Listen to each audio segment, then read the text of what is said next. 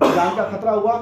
دیکھیے یہاں پہ دیکھیے جان کا خطرہ نہیں تھا, یہاں پہ دیکھیے وہاں پر جناب ابراہیم نے جو خواب دیکھا تھا وہ قربانی کا خواب دیکھا تھا. انہی نے قربانی کا خواب نہیں دیکھا, ان کے اوپر اللہ کی وحی نازل ہوئی. تو پہلی چیز تو اس سے یہ ثابت ہو گئی کہ اللہ کی وحی کے لیے نبی ہونا ضروری نہیں ہے. کیا کہنے ہیں, وحی نازل ہونے کے لیے کسی کا نبی ہونا ضروری نہیں ہے. جو اللہ پہ عقیدہ رکھتا ہے, جو یقین رکھتا ہے, وہی اس پہ بھی نازل ہو سکتی ہے.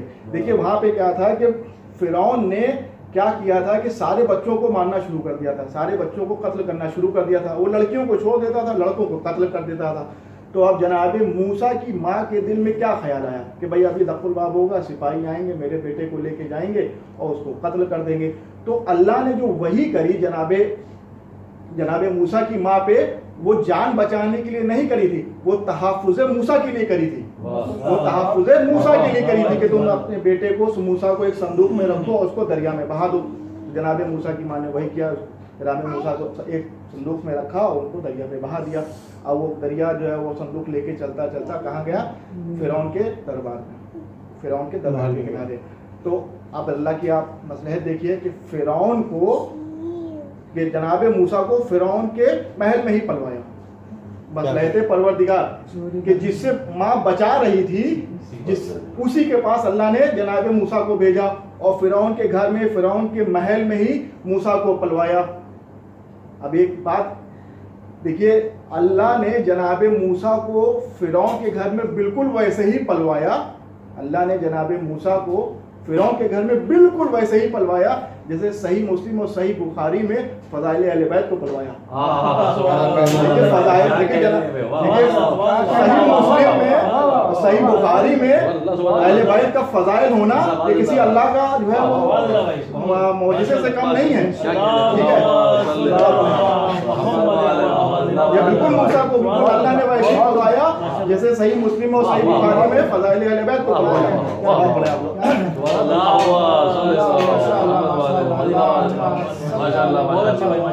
دیکھیے کیا پڑھ دیا بھائی مولانا, سبحان اللہ, حق میں دعا کر دیجیے بس.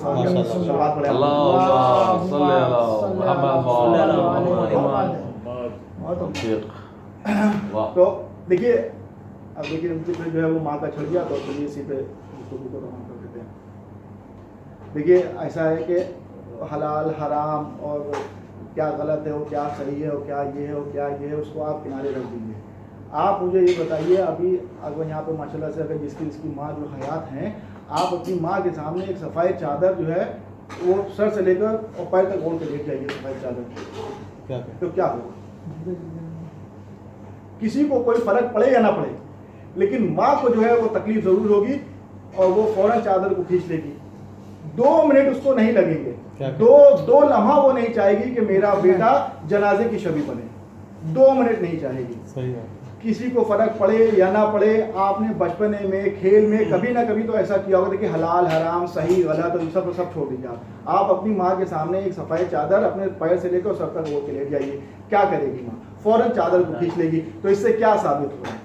اس سے ماں کی محبت ثابت ہو رہی ہے اور کچھ ثابت نہیں ہو رہا, اس سے ماں کی محبت ثابت ہو رہی ہے. تو ایک بات تو سمجھ میں آئی, اگر کسی کے دل میں فطرتی محبت ہے تو اس کو آپ کسی میزان میں نہیں توڑ سکتے. اگر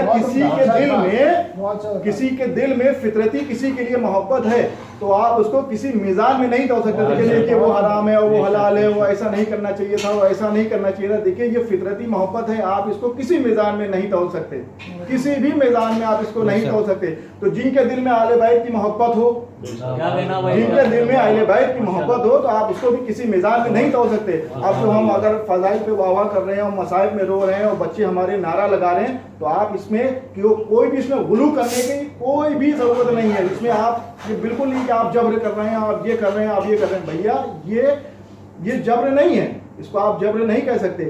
یہ ہماری فطرت میں شامل ہے. اہل بیت سے محبت ہماری فطرت میں شامل ہے. جیسے اولاد کی محبت ماں کی فطرت میں شامل ہے, ویسے ہی ہم اہل بیت کے چاہنے والوں میں یہ فطرت موجود ہے. تو بات آ رہی تھی ماں کی. دیکھیے اب جیسے ہمارے جو امام معصومین ہیں, ہم ان کی عصمت کے قائل ہیں. کیا کہیں, ہم ان کی عصمت کے قائل ہیں, ٹھیک ہے نا. لیکن ہمارے جو بڑے بڑے عالم ہیں یا جو بڑے بڑے ذاکر ہیں, اگر انہیں عصمت کو سمجھانے کے لیے کوئی مثال دی ہے تو وہ ماں سے دی. نہ باپ کی دی نہ بھائی کی دی, کسی چیز کی نہیں دی. اگر عصمت کو آپ کو سمجھنا ہے تو آپ ماں سے سمجھیے. کیسے سمجھیے گا؟ مان لیجیے کہ کسی ماں کی گود میں ایک بچہ ہے اور سامنے آگ جل رہی ہے, آپ اس ماں سے کہیے اپنے بچے کو آگ میں پھینک دو, کیا وہ پھینکے گی؟ کیا وہ پھینکے گی؟ نہیں پھینکے گی, قطعی نہیں پھینکے گی. بھائی کیوں نہیں؟ بھائی ہاتھوں میں طاقت بھی ہے, قوت بھی ہے, پھر بھی نہیں پھینک رہی. کیوں نہیں پھینک رہی؟ کیونکہ اولاد کی محبت ماں کے دل میں فطری ہے. تو جب فطری محبت جب آ جاتی ہے تو محدود پیمانے پہ ہی صحیح لیکن دل میں عصمت پیدا ہو جاتی ہے. دل میں عصمت پیدا ہو, محدود پیمانے پہ ہی صحیح, تھوڑی سی ہی صحیح لیکن عصمت پیدا ہو جاتی ہے. بھائی اگر آپ کسی پہ الزام لگائیں کہ دیکھیے وہ صاحب تو نہیں ان کا بٹوا مار دیا, آپ نہیں بھائی وہ ایسا نہیں کر سکتا. بھائی کیوں نہیں کر سکتا؟ بھائی جو چور ہے جو ایک چور ہے اس کے بھی 2 ہاتھ ہیں, ان کے بھی 2 ہاتھ ہیں, اس کی بھی 2 آنکھیں ہیں, ان کی بھی 2 آنکھیں ہیں, ان کے بھی 2 کان ہیں, ان کے بھی کان. تو جو چور کر سکتا ہے وہ یہ بھی کر سکتا ہے. نہیں, یہ نہیں کر سکتے. کیوں؟ کیونکہ یہ شریف آدمی ہے, یہ شریف آدمی ہے, اس لیے یہ ایسا نہیں کر سکتے. تو تھوڑی سی شرافتی صحیح, تھوڑی سی صحیح لیکن محدود پیمانے میں آپ کے دل میں اس کی عصمت موجود ہے. ٹھیک ہے. تو یہ جو 14 معصومین اور یہ جو ہمارے ائمہ ہیں تو ان کی عصمت کی جو مثال دی جاتی ہے وہ ماں سے دی جاتی ہے. تو ماں کی اولاد کی محبت ماں کی فطرت میں شامل ہے. ایسے ہی اہل بیت کی محبت اللہ کے دل میں فطرت میں شامل ہے. ٹھیک ہے. تو معصومین نے جو بھی عمل کیا, معصومین نے جو بھی عمل کیا, معصومین نے جو بھی کہا وہ اللہ کی محبت میں کہا. تو اللہ کا چاہنے والا ان سے بڑا اور کوئی نہیں ہے. اس کی دلیل کیا ہے؟ اس کی دلیل یہ ہے کہ معصومین نہ وہ بھولے گا, نہ وہ گناہ کرے گا, ٹھیک ہے, نہ اس کے میں خطا ہوگی, نہ زلل ہوگا. دیکھیے خطا و زلل میں تھوڑا سا فرق ہے, اس کو سمجھ لیا. خطا کیا ہوتی ہے کہ ایک مان لیجیے مثال کے طور پہ ایک تیر انداز ہے, اس نے چلے کمان میں تیر جوڑا, سب کچھ نشانہ لگایا لیکن تیر نشانے پہ نہیں لگا, تیر نشانے پر نہیں لگا. تو یہ کیا ہوا؟ یہ خطا ہے. زلل کیا ہوتا ہے؟ ایک اناڑی, اس کو تیر نہیں چلانا آتا, اس کو کچھ اٹھانا نہیں آتا, اس نے ایسے ہی آگ بند کر کے نشانہ لگایا اور نشانے پہ لگ گیا. اس کو کہتے ہیں زلل. کیا مطلب؟ مطلب یہ ہے کہ راستہ ٹھیک تھا لیکن نتیجہ نہیں نکلا. اور زلل میں نتیجہ تو نکلا لیکن آپ نے جو راستہ اختیار کیا وہ غلط کیا. اور معصومین سے ان دونوں کی جو ہے گنجائش نہیں ہے. معصومین ان دونوں سے باہر ہے. تو نہ گناہ, نہ بھول, نہ زلل اور نہ ہی خطا. تو یہ ثبوت ہے اور یہی پہچان ہے کہ آل محمد سے بڑا چاہنے والا اللہ کا اور کوئی نہیں ہے. صلوات پڑھیں.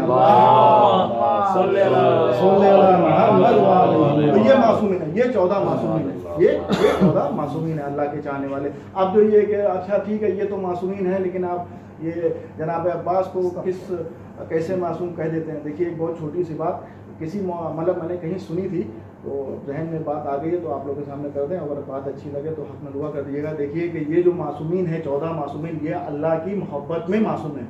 ٹھیک ہے. ان کا کوئی بھی عمل اللہ سے کے بغیر نہیں ہے. انہوں نے جو بھی عمل کیا, انہوں نے جو بھی راستہ اختیار کیا, انہوں نے جو کچھ بھی کیا وہ اللہ کی مرضی سے کیا اور اللہ کی محبت میں کیا. آپ جناب عباس کی زندگی دیکھیے معصومین کا ذکر آ گیا اس لیے جناب عباس کا تذکرہ آ گیا. آپ جناب عباس کی زندگی دیکھیے. جناب عباس کی زندگی, پوری زندگی میں امام حسین کے علاوہ آپ کو کوئی نظر نہیں آئے گا. پوری زندگی آپ اٹھا کے دیکھیے, بیٹھے تو جناب حسین, کھڑے ہوئے تو حسین, چلے تو حسین, سوئے تو حسین, جاگے تو حسین. پوری زندگی میں آپ کو مولا عباس کی پوری زندگی میں امام حسین کے علاوہ اور کوئی نظر نہیں آئے گا. تو جیسے یہ 14 معصومین اللہ کی محبت میں معصوم ہیں, ایسے ہی جناب عباس امام حسین کی محبت میں معصوم ہیں. کیا کہنے, ایسے ہی جناب عباس جو ہے امام حسین کی محبت میں شامل ہے. جناب عباس کی زندگی آپ لوگ دیکھیے. جناب عباس جو ہیں وہ امام حسن سے 26 سال چھوٹے ہیں اور امام حسین سے 25 سال چھوٹے, اور جناب زینب سے 22 سال اور جناب ام کلثوم سے 21 سال. تو 20-22 سال کا جو ایک گیپ ہوتا ہے وہ بھائی کا نہیں ہوتا, وہ اولاد کا ہوتا ہے. تو ان چاروں نے جناب عباس کو اولاد کی طرح پالا. جناب عباس کی محبت ان کی فطرت میں شامل ہے. کیا کہنے بھائی, کیا کہنے. جناب عباس کی محبت اور جناب عباس کے دل میں ان کی عصمت شامل ہے. ٹھیک ہے. مطلب آپ یہ سمجھیے کہ ایک جو تمنا علی ہے, جو تمنا علی ہے اس کی تمنا کبھی پوری نہیں ہوئی. جناب عباس کی تمنا, کوئی تمنا کبھی پوری نہیں ہوئی, اور وہ علی کی تمنا ہے. ایک دن جناب مولا کائنات نے, بھیا عقیل میرے ایسے گھرانے میں شادی کراؤ جہاں سے مجھے ایک ایسا بیٹا چاہیے جو میرے بیٹے حسین پر کربلا میں شہید ہو سکے. جناب عقیل نے شادی کرائی. جناب ام البنین گھر میں آئیں. مولا عباس کی ولادت ہوئی. 3 دن تک مولا عباس نے آنکھیں نہیں کھولی. 3 دن تک بالکل اسی طرح جیسے مولا کائنات نے آنکھیں نہیں کھولی. مولا جناب ام البنین جناب عباس کو مولا کائنات کے سامنے لے کے آئیں کہ عباس آنکھیں نہیں کھولتا. مولا کائنات نے گود میں لیا, لیکن پھر بھی عباس نے آنکھیں نہیں کھولی. مولا کائنات نے امام حسین کو بلایا, تو جیسے جناب عباس امام حسین کی گود میں گئے آنکھیں کھولی. تو جب اس دنیا میں آئے تو سب سے پہلی زیارت امام حسین کی کری, اور پہلا جو ان کا لقمہ یا پہلا جو ان کی غذا تھی وہ لعاب دہن امام حسین کی. بالکل اسی طرح سے جیسے رسول خدا کی لعاب دہن مولا کائنات نے جیسے رسول خدا کی زبان چوسی, تو بالکل وہی سلسلہ تھا. 8 یا 9 برس کا سن ہے مولا عباس کا. امام حسین نے بلایا کہ بھیا عباس یہاں. مولا عباس بھاگتے ہوئے گئے, دوڑتے ہوئے گئے, اور امام حسین کے سامنے کھڑے ہوئے. جیسے جناب عباس کو دیکھا امام حسین نے فوراً پتہ آنکھوں سے آنسو بہنے لگے. جناب عباس نے ننے ہاتھ جوڑے, کہا آقا کیا آنے میں کوئی دیر ہو گئی؟ امام حسین نے کہا نہیں بھیا آنے میں کوئی دیر نہیں ہوئی ہے, لیکن ایک وقت ایسا آئے گا کہ میں تم کو پکاروں گا لیکن تم میری آواز نہیں سنو گے, تم آؤ گے نہیں.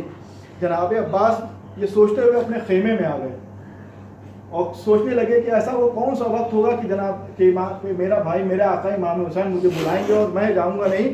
تو امام مولا عباس نے سوچتے رہے. اس پوری رات مولا عباس نے جاگتے ہوئے گزار دی. دوسری رات, تیسری, 7 راتیں مستقل جناب عباس نے جاگتے ہوئے گزاری ہیں. 7 راتیں سمجھ لیا. ایک دن جناب ام کلثوم کی نظر جناب عباس پر پڑی. دیکھا کہ چہرے کا رنگ بدلا ہوا ہے, آنکھیں ایک دم لال ہیں. شہزادی زینب کے پاس گئی کہ عباس کو میں نے ایسی حالت میں دیکھا. جناب زینب نے امام حسین سے کہا کہ آپ نے عباس سے کیا کہہ دیا کہ عباس نے سونا چھوڑ دیا ہے. اب جناب عباس کو بلایا گیا. بیچ میں امام حسین بیٹھے ہوئے ہیں, اس طرف زینب بیٹھی ہوئی ہیں, دوسری طرف جناب ام کلثوم بیٹھی ہوئی ہیں. مولا عباس آئے, سب کچھ اٹھا کے کھڑے ہو گیا کہ بھیا سر اٹھاؤ. کہا ننے ہاتھوں کو جوڑا. کہا مولا ماں نے یہ سکھایا ہی نہیں ہے کہ ہم آپ کے سامنے کے سر کو اٹھا لیں. کہا نہیں بھیا میں تمہیں حکم دیتا ہوں سر کو اٹھاؤ. جناب عباس نے جب سر کو اٹھایا تو دیکھا چہرہ حضرت پڑا ہوا ہے, آنکھیں سرخ ہیں. کہا بھیا یہ تم نے کیا حال بنا لیا ہے, یہ تمہاری بہنیں بتا رہی ہیں کہ تم نے سونا چھوڑ دیا ہے. کہاں مولا حسین, اس دن آپ ہی نے کہا تھا کہ ایک دن ایسا آئے گا کہ میں تم کو آواز دوں گا لیکن تم میری آواز نہیں سنو گے. تو میری سمجھ میں یہ آیا کہ شاید میری آنکھ لگ جائے اور میں سو جاؤں, اس لیے آپ کی آواز نہ سن پاؤں, اس لیے میں نے سونا چھوڑ دیا. کہا نہیں بھیا عباس یہ وقت مدینے میں نہیں آئے گا, یہ وقت کربلا میں آئے گا کہ جب میں علی اکبر کا لاشا اٹھاؤں گا اور تم کو آواز دوں گا لیکن تم میری آواز پہ لبیک نہیں کہو گے. جب میں اپنے 6 مہینے بیٹے علی اصغر کی قبر بناؤں گا میں تم کو آواز دوں گا لیکن تم میری آواز پہ لبیک نہیں کہو گے. جب پسے پشت جب میری گردن کاٹی جائے گی میں تم کو آواز دوں گا لیکن تم میری آواز پہ لبیک نہیں کہو گے.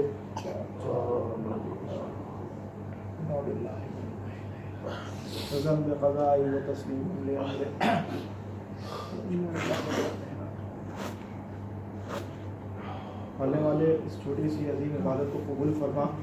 پڑھنے والے ہم سب کو اور زیادہ سے زیادہ عزاداری کرنے کی توفیق عطا فرما. پڑھنے والے جو لوگ بھی محفوظ ہیں ان کے قرض ادا ہو جائیں, جو بے اولاد ہیں ان کو اولاد عطا کر ہم سب کو کربلا مولا کی زیارت سے مشرف فرما. پڑھنے والے جہاں جابی شیعان علی ہیں ان کی جان مان عزت آبرو کی حفاظت فرما. پڑھنے والے امام زمانہ کے ظہور میں تاجیل فرما اور ہمیں ان کے انصار میں شامل کر. آپ سب ایک بار سورہ ہم تو 3 بار سورہ توحید کی تلاوت کر کے ہمارے جتنے بھی ذاکرین علماء جو بھی خطیب اور جو بھی مرجع یا علامہ اس دنیا میں نہیں ہیں ان سب کے لیے ایک سورہ فاتحہ اور جملہ مومنین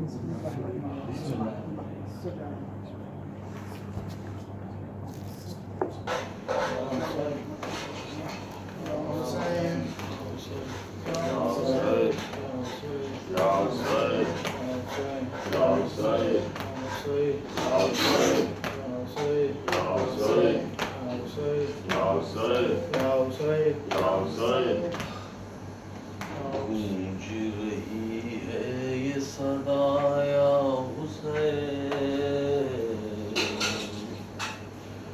تجھ کو لئی ستایا حسین گونج رہی ہے یہ صدا یا حسین تجھ کو لعینوں نے ستایا حسین یا حسین گونج رہی ہے یہ صدا یا حسین تم کو لعینوں نے ستایا حسین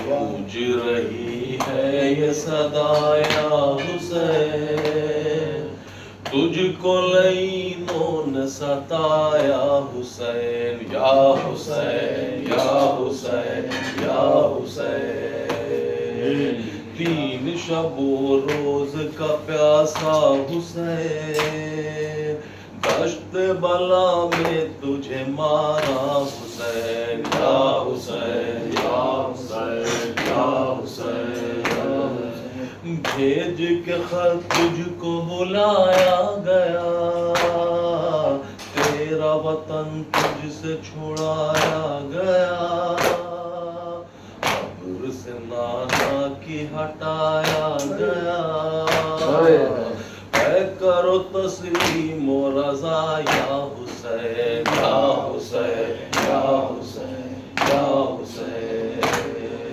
یا حسین یا حسین یا حسین بیعت فاسق کے طلبگار تھے ظلم و ستم کے لیے تیار تھے تیرے سر کے خریدار تھے تو نے مگر سر نہ جھکایا حسین یا حسین یا حسین یا حسین یا حسین یا حسین یا حسین گونج رہی ہے یہ صدا یا حسین یا حسین یا حسین یا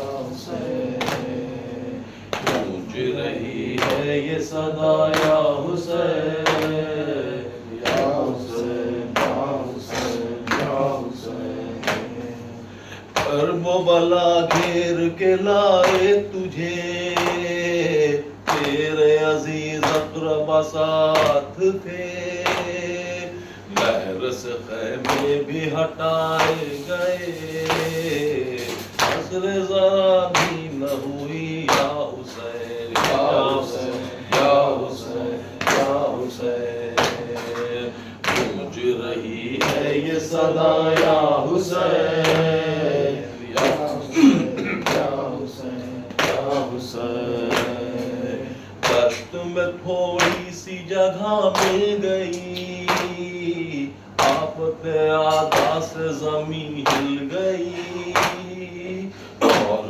نظر جب سوئے ساحل گئی اس پہ لائنوں کا تھا پہرا حسین یا حسین یا حسین یا حسین یا حسین یا حسین یا حسین پھر تو عجب حشر بپا ہو گیا ایک کے بعد ایک فدا ہو گیا دیکھتے ہی دیکھتے کیا ہو گیا اب کوئی ناصر نہ رہا یا حسین یا حسین یا حسین یا حسین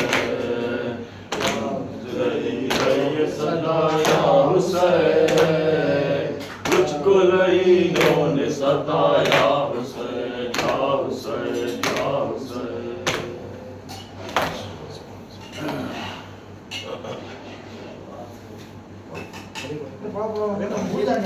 کیا ہے